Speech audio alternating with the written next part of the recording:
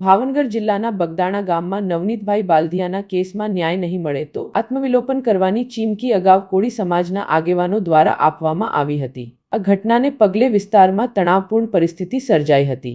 બગદાણાના બજરંગદાસ બાપાના મંદિર સામે આશરે 15 જેટલા લોકો દ્વારા આત્મવિલોપનની ચીમકી ઉચ્ચારવામાં આવી હતી। દરમિયાન તેમાંના 2 જેટલા લોકોએ પોતાના શરીર પર પ્રવાહી છાંટી આત્મવિલોપન કરવાની કોશિશ કરતા હાજર પોલીસ દળે તાત્કાલિક કાર્યવાહી કરી બંનેને ઝડપી લીધા હતા।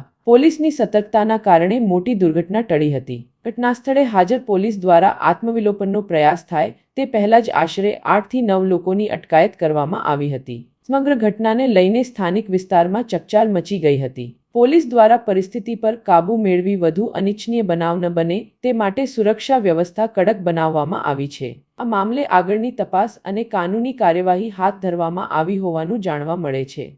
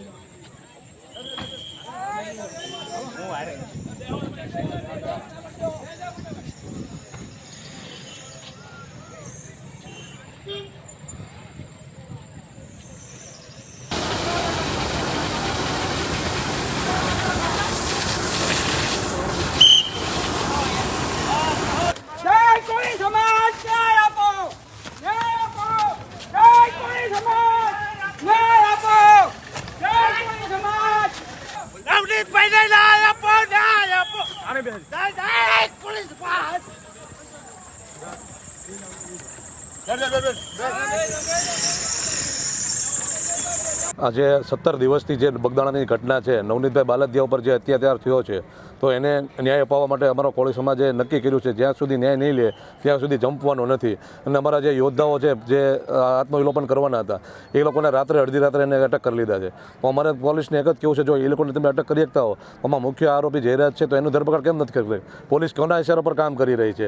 તો ગુજરાત સરકારને એક જ વસ્તુ કહું છું કે જ્યાં સુધી આરોપીની ધરપકડ નહીં થાય ત્યાં સુધી આખા ગુજરાતમાં અને ગામડે ગામડે અમે આ રીતે ન્યાય માટે અમે લડતા રહીશું અને લડીને જંપીશું। આજરોજ બગદાણા ખાતે કોળી સમાજના યોદ્ધાઓ દ્વારા આત્મવિલોપનની ચીમકી આપવામાં આવી હતી, ત્યારે 15 જેટલા યોદ્ધાઓએ આત્મવિલોપનની ચીમકી આપી હતી। તેમાંથી 13 લોકોની અડધી રાતે અટકાયત પોલીસ તંત્ર દ્વારા કરી લેવામાં આવી અને બગદાણામાં ધાડે ધાડા પોલીસને ઉતારી દેવામાં આવ્યા। ત્યારે તંત્રને મારે એટલું કહેવું છે કે તમે પોલીસ તંત્ર જો આટલી ધાડે ધાડા કોળી સમાજના યોદ્ધાઓને ધરપકડ કરવા માટે ઉતારો છો તો સાચા આરોપીની ધરપકડ કરવા માટે શા માટે તમે ઉતારતા નથી? અને એમ છતાં જો અમારા 2 કોળી સમાજના યોદ્ધાઓ આત્મવિલોપન કરવા માટે અહીં ગેટ સુધી પહોંચી જાય છે અને પોતાને કેરોસીન કે ડીઝલ જે કાંઈ પણ છાંટતા હોય છે એને છાંટે છે, જો એનો જીવ ગયો હોત તો માત્ર ને માત્ર પોલીસ તંત્રની આ ઢીલી નીતિના કારણે ગયો હોત। હાલ જે નવનીતભાઈનો મુદ્દો છેલ્લા 17 દિવસથી ચાલી રહ્યો છે અને કોળી સમાજ દ્વારા અનેક કાર્યક્રમો દેવામાં આવ્યા છે, જેમાંથી એક કાર્યક્રમ આજનો આત્મવિલોપનનો કાર્યક્રમ આપવામાં આવ્યો અને જે અમારા યોદ્ધાએ જે કેરોસીન છાંટી અને જેની ઉપર આગ લગાવવામાં આવી ત્યારે પોલીસે બચાવ કરવામાં આવ્યો। પણ ત્યારે હું સરકારના હર્ષ સંઘવી સાહેબને એક જ વસ્તુ કહેવા માગું છું કે હાલ 17 દિવસથી તમે કોઈ પણ આ પોલીસને આદેશ કરવામાં આવ્યો નથી કે જે સમાજ દ્વારા મુદ્દાઓ જે લડાઈ નવનીતભાઈની ન્યાયની લડાઈ લડવામાં આવી છે ત્યારે તો આવનાર સમયમાં કોળી સમાજ પણ અત્યારે તૈયાર છે। આવનાર સમયમાં દરેક જિલ્લાઓ હોય, તાલુકામાં અને ગ્રામ્ય વિસ્તારમાં આવનાર સમયમાં જે તાલુકા પંચાયત, જિલ્લા પંચાયતની ચૂંટણી આવી રહી છે એને ધ્યાનમાં રાખીને અમે એટલી જ વિનંતી કરી રહ્યા છીએ કે તાત્કાલિક ન્યાય નહીં આપવામાં આવે તો અમે જિલ્લે અને ગામડે જઈ અને નવનીતભાઈની ન્યાય યાત્રા કાઢવામાં આવશે એવું નક્કી કરવામાં આવેલ છે. આજરોજ બગદાણા મુકામે કોળી સમાજના યોદ્ધાઓ નવનીતભાઈને ન્યાય માટે આત્મવિલોપન કરવાના હતા ત્યારે આજે કોળી સમાજના અગ્રણીઓની ધરપકડ કરી લેવામાં આવી હતી. પોલીસ તંત્ર દ્વારા અડધી રાતે તેમની ધરપકડ કરવામાં આવી.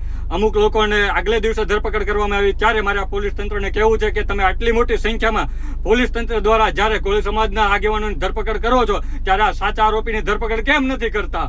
આજરોજ આ જો ભલે તમે ધરપકડ કરી પણ કોળી સમાજ શાંતિથી જંપવાનો નથી અને જ્યાં સુધી ન્યાય ન મળે ત્યાં સુધી લડાઈ ચાલુ રાખવાનો છે. અને આજરોજ અમે કીધું હતું કે બગદાણા ધામ ખાતે આત્મવિલોપન કરશે, તેમાં અમારી ટીમના 2 સભ્યોએ સ્થળ પર જઈ અને આત્મવિલોપન કરવાનો સંપૂર્ણ પ્રયાસ કર્યો છે અને તેને પોલીસ દ્વારા ફરીથી ધરપકડ કરવામાં આવી છે.